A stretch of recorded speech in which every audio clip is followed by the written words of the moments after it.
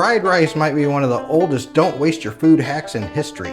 Today we're making that classic American Chinese version. So while a lot of food dishes have murky origins, this dish is no exception. This one goes way back. We're talking the Sui dynasty, around 589 to 618 AD, in the city of Yangzhou. And once again, I apologize if my pronunciations are not on point. I'm just a southern boy after all. And it started exactly how you would expect it. Somebody had leftover rice, didn't want to waste it, cooked it up, and called it Yangzhou fried rice. And that's how it began. Let's get started on this dish and we'll finish the history up towards the end. We'll be using Thai jasmine white rice. Make sure to thoroughly clean your rice before you cook it. Cook it in a rice cooker, and then once it's done cooking, let it cool down. Place it on a sheet pan in your refrigerator uncovered overnight. You really want your rice to dry out overnight. Day-old cold rice is key. High heat, don't overcrowd. Work in batches if you're doubling, and then once you get this down, everything else is just a cakewalk. Add in 2 tablespoons of peanut oil, 2 garlic cloves minced.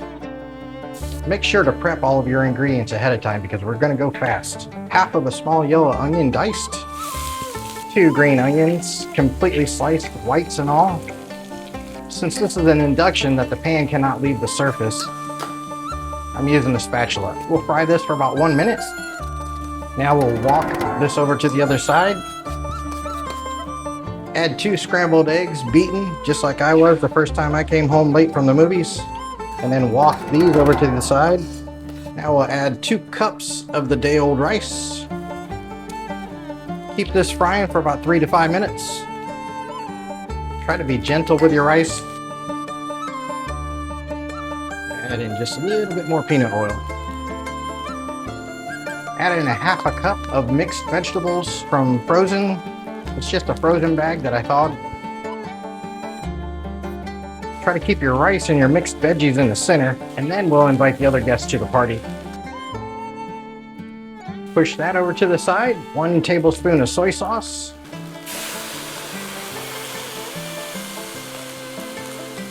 A half a tablespoon of oyster sauce.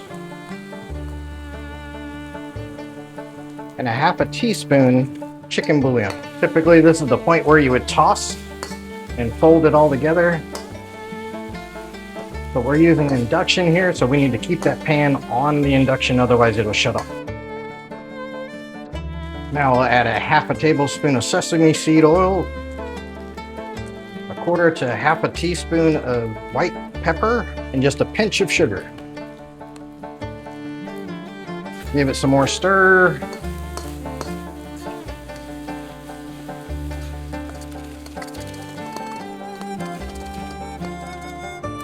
Give it a little taste to see if you need to add any salt. Just a little bit.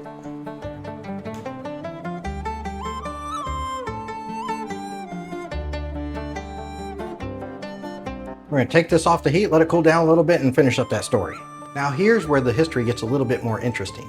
Emperor Yang loved this dish so much that it eventually passed down from his court down to the rest of the people. And there's another version of this history where this was actually invented by a scholar named Wang Chuan, who was run out of town during political chaos and created this out of poverty. There's even a theory that this dish named Yangzhou fried rice wasn't even about the city at all. It could have been a marketing move by traveling merchants centuries later. Either way, fried rice is over 1,400 years old. It started as a leftover and ended up as a side dish on almost every single Chinese menu in America.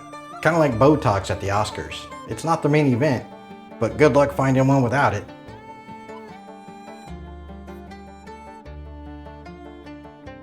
Alright, let's dig in and give this a try.